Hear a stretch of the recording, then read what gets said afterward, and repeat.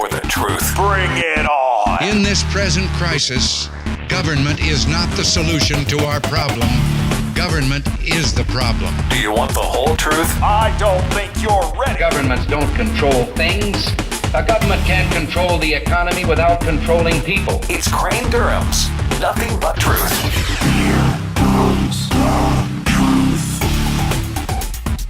Well, good evening, good afternoon, wherever you are. We're really glad you're here. Happy Friday to you. We are jam-packed, loaded up, ready for bear. Let's get right to it. Wait. We're going to the Colonel? No. He's at the bottom of the hour. We'll get to Colonel Gordon Kakulu. He'll be our guest. Iranian negotiations, AFA's classification or, well, smear of being called a hate group. Just some of the things that we'll be talking about with our good friend, Colonel Gordon Kakulu. Then we'll be speaking with Seton Motley. And Seton Motley will detail what happened this week and the fallout and what advice he has for Republicans now.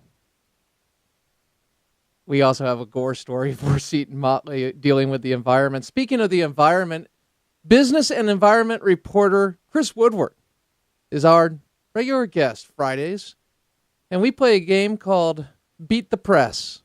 Welcome, Chris. Thank you. How are you? I'm good. A lot to talk about. A lot to get to, so we're going to be firing through these. I know you're ready to go. Yeah, well, You said you're loaded for bear, so yes, I'm ready for you to fire away. Okay, well, let's begin. Major Garrett last week speaking to the issue of the glitches in Obamacare. Well, some of the concerns were that there would be these problems, and certainly you'd be aware of these coming down the pike. Mm-hmm. Well, it seems he asked Jay Carney about this, and Jay Carney didn't take it too well. Major Garrett, formerly of Fox News, now of CBS News. Roll it. Wouldn't you have assumed there would be this huge interest and you should build a system ready for it? Well, I mean, if we had listened to Republicans, I think the assumption is nobody would have enrolled, nobody would have called, nobody would have... I mean, so you have to consult other people when you build the system, not congressional But the Republicans. answer is that there has been unexpectedly high levels of interest, and we are taking action every day. That is the principal reason that there's a problem. Now, when traffic hit healthcare.gov at this level, a particular component of the system within the account registration function was not able to handle that level of volume, creating issues that consumers experience when going through the registration process. CMS has put up a gate at the front end of the system that places visitors into a waiting room and lets them in at a particular pace so that the surge in volume does not cause the problems that it caused in the past. CMS has simultaneously been working intensively around the clock to address the drivers of this issue. And thus far, we've reduced waiting room times by a third and are increasingly moving more users through the system. But we're not satisfied with... All right, Chris. What jumped out at you in that response? Well, one thing that really stood out to me was Carney used the phrase "unexpectedly high," like we were unexpectedly surprised or by the high numbers, things of that nature. They certainly weren't using that terminology in the first week. They were talking about how many people were logging on, and they had X amount of millions of people that were logging on, and that was because people were trying to get health care. So definitely a change in terminology there. I will say Carney, Carney will add his touch to it, but let me just read a few headlines for you here. Search tools wanting on many exchanges. Tech experts say health exchange site needs total overhaul. And 2 weeks in, ACA website still broken. Now, that's not townhall.com or onenewsnow.com. That is New York Times, Politico Pro, and USA Today, respectively. Well, with problems like this, which seems to be a bit of a failure when it comes to addressing them and being able and capable of taking on the call volume and the glitches, and as you just detailed, the breakdowns, then you'd want some accountability. And, well, the press secretary was asked about just that with the issue of accountability. Here is part of the exchange. Roll it. What I can tell you is the accountability the president seeks today is the accountability that comes from those who are working on implementation, working around the clock to ensure that the consumer experience is improved, and that the whole process of implementation of the Affordable Care Act moves forward. And again, it's important to remember that this is not, although there's a lot of focus on it, the Affordable Care Act, Obamacare, is not just a website. It is, the website is simply a portal into a virtual marketplace for an average of 50 health insurance plan options per state for Americans on the individual market, who many of whom have never had access to affordable quality health insurance in the past, or at least not in the recent past. And getting all of that in place is the focus of the team, and that includes, of course, improving the consumer experience on the website. But nobody being held accountable. Again, the accountability the president seeks right now is the accountability that comes from making the system better. You've got Robert Gibbs talking about people that should be fired over this. And was it fair for Ed Henry to ask that follow-up, nobody being held accountable after that meandering explanation? It's certainly, I mean, it's worthy of a question, and you can ask whatever you want to pretty much in that room if you have the credentials. I don't. I'm curious as to why it's even a debate as to who is responsible when they had months, if not years, to really get this thing going. That's another great question, and why don't you have credentials? Why don't they let you in? I don't have the right name in front of Woodward. Okay, all right. Well, you're the real Woodward. We know that. And with that in mind, a question overall when it comes to the coverage of this issue. Did this story of the breakdown of the signature achievement of President Obama, and that obviously he has hailed it, just that, should this trump the shutdown news and the deal and coverage? That's a very tough question. I don't think so, because certainly maybe the first week. I mean, I don't know that a lot of people thought the shutdown would have gone past the first week. Mm-hmm. So initially you had the glitches, and you had the MSNBC reporter that said, you know, if this were me signing up, this is the point when I would be frustrated and all that stuff early on. And then you kind of get into, okay, when is this shutdown really going to end? Are we really going to default? A number of people debated whether or not that was the case. The Associated Press even had one story saying, hey, if we default, it wouldn't actually be the first time. That was a couple of days ago. So I would say the shutdown probably takes lead story, but definitely Obamacare glitches, visits to federal healthcare website off 88%. That's a Juliet Elperin story from Washington Post. That's definitely second story. Okay. We move now to the story of the shutdown and the fallout and the blame. We begin with Norah O'Donnell speaking with her co-host on the show, which would be Charlie Rose in the CBS Morning Show. By the way, if I understand there is a warning on that morning show that says, do not operate heavy machinery. But with that in mind, here they are discussing the shutdown. Listen to Norah O'Donnell wrap it up. Roll it. It's an interesting conversation the president has. He seems to be wanting to identify with the frustration in the country, to point out there's been economic loss, but did say we can't let this happen again, and we need to work together. And I think also to be sort of the grown-up in the room and to look forward and say, here are the three ways we can now work together. And I think he's gone back to the message that has been a signature message for President Obama. We're not Democrats, we're Republicans, we're Americans, that disagreement should not mean dysfunction. But I think we'll see what happens in the coming months. Republicans will probably be saying, these are words, how do we define action? Indeed. Indeed. I had the Kool-Aid guy just power through here, Chris. Your thoughts on Norah O'Donnell saying, hey, he's the grown-up in the room, and we need to act like grown-ups, referring to President Obama, of course. I'm not surprised by her saying that. I mean, you know, it's one of those debates. But is it appropriate? I mean, Chris, no, it's not. Okay. It's not, because, I mean, certainly you could look at the number of times when he said things like, we need to stop the partisan bickering, and then he's kind of said, I want this, we're going to do that, we can have this today if you would just vote, things like that. Is that being a grown-up? a lot of people with children deal with situations where the kids say, I want this today, we can do this, yes, yes, yes. And that's not being a grown-up. All right. And this is without, understand, I'm going to be slanted in my approach, obviously. I'm to the right, but again, commentator versus you, journalist, and journalism's tough. Exactly, too. And Republicans were fighting amongst themselves and saying things that could certainly, could you say, are they being grown-ups? That certainly is. You could debate that as well. Yeah. I'll talk about that with Seton Motley later. I'm sure he will have something to say. I talked with Seton yesterday about some things. So yes. That's great. Great reporting, by the way, this week. Let's keep moving, and let's go to Jonathan Karl, who I dig. I like this guy. I think he's fairly balanced when it comes to his coverage. Here he is with the real maverick of the Republican Party. Crane Durham said that, not Chris Woodward. That's right, Ted Cruz. And listen to this exchange. Roll it. People hated this shutdown. They hated this impasse.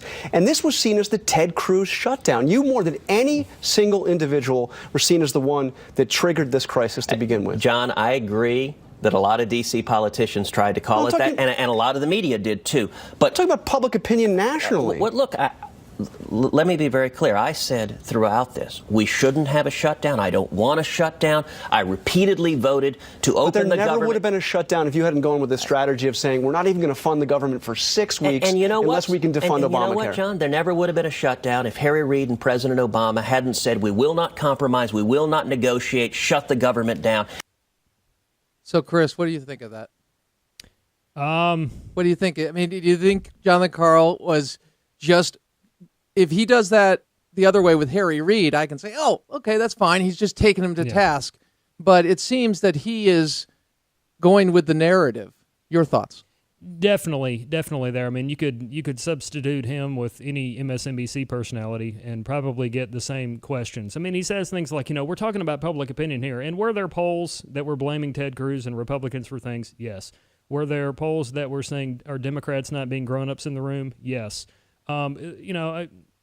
What polls are you talking about? He could have, Cruz could have taken that on to task if he chose to.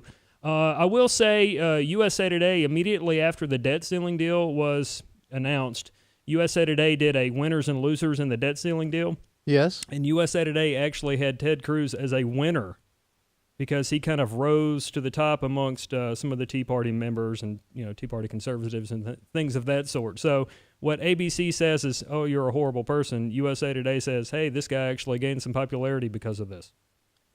And again, you also mentioned the polls, and obviously being so informed as you are, the weighted poll of government workers and their response with the Wall Street Journal poll last week. So just to give people perspective on the fact that when we're talking about the media events this week and interviews, you know who's all over it? Well, Crane Durham is, of course, self-promotion. No, Chris Woodward is. As a journalist, he's following these and saying, okay, here's some data. Is it balanced? Is it right on? Business and environmental reporter Chris Woodward. Now we go to James Rosen, a man who arguably has been targeted by the administration. And here he is discussing the issue of Benghazi and the revelations that there was no way militarily that it was to launch a rescue attempt that night because of where our military was placed. And he asked Jay Carney about this the other day, asking, well, what did they talk about when they were doing everything they could that night to save lives? Roll it. It is with respect to the posturing of the military in a volatile time around the world, which, as we now know from retrospect, was so poor as to make rescue or remedy impossible. The poor statement is a reflection of an assessment made by Republicans who have, as you know, attempted, unfortunately, to make this a partisan issue. And I would simply say when it comes to, and I know that we're creating an exchange here for Fox, and I'm mindful of that, but allow me to suggest that questions about the posturing of defense forces are usually better addressed at the Pentagon. My question to you, Jay, is, first of all, what we're engaged in here is not for Fox, it's for the record. And the fact that the posturing was such that it made remedy or rescue in that situation impossible is not a conclusion solely of the House Armed Services Committee or of Republicans. It's a self-evident fact. So all I'm trying to ask you is, with respect to these meetings that the President had with key national security principals the day before those attacks, how is it possible that you can maintain that adequate steps were taken vis-a-vis force posture by the Commander-in-Chief and his aides when, in fact, the posture is now universally acknowledged to have been such that it made remedy or rescue impossible? Again, James, I think I said very clearly that there was not adequate security to protect those 4 Americans. And the President has been absolutely clear and forthright about that. Okay, let's wrap it with this one. All right, tell me, was James Rosen in line and asking that question, and then address Carney's initial response once again going after Fox? Your thoughts, Chris Woodward? I do think it's a worthy question. It's been over a year. No one really has been brought to justice or held responsible for this that we know of. You know, they might have arrested somebody and be holding them in a cave. I don't know, but certainly it's been over a year. It's funny just in the exchange there, in the terminology and kind of the attitude that Carney has. This was a man whose boss was just described earlier in this segment as being the grown-up in the room. Well said. Tell me, do people try to marginalize news organizations like this on a regular basis? And do you encounter this when reporting for American Family News? Mm-hmm. It's very tough for Crane Durham to get guests on who don't agree with Crane Durham, oftentimes, or are liberal, let's just say. I'm curious, when you're asking a question to somebody, do they ever come back and say, well, you're having an American Family News moment or a onenewsnow.com moment. You're trying to create this for your news source.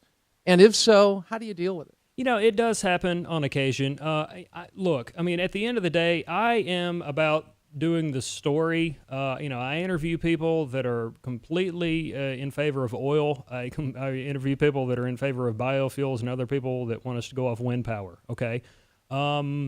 And on occasion, people do get a little heated or testy sometimes when you ask a question. And I deal it this way. I'll say things like, I'm a reporter. I have to ask the question, and I'll throw out the question there. And generally, you will kind of curb the amount of nastiness, if you will, that you might get from a response. And oftentimes, you deal with a situation where people don't return your phone calls and emails, as is the case with a couple of groups that I did reach out to this week for commentary on interviews, and still haven't heard back from them. Chris Woodward, what's your Twitter as we go to break? Thank you. It is at AFNC Woodward, at AFNC Woodward. Okay. Again, please say that again, because people may not have had a pen. Go ahead. The little at symbol on the keyboard, AFNC Woodward, and that is my handle on Twitter. The Real Woodward. What is the Real Woodward doing this weekend? Well, tonight I'm going to go home and probably eat some enchiladas. My wife is making those, and they're pretty good. So I'm looking forward to that when I get home, and taking a breather from what has been a really long week with the partial government shutdown. You've all done a great job. OneNewsNow.com. That's where you can find their great work. American Family News. Chris Woodward, business and environment reporter for American Family News. Thank you. OneNewsNow.com. Have a good week. Thank you, my friend. Take care. Crane Durham's Nothing But Truth. We return with the Colonel, Gordon Kukulu, on Iran and much more. AFR Talk.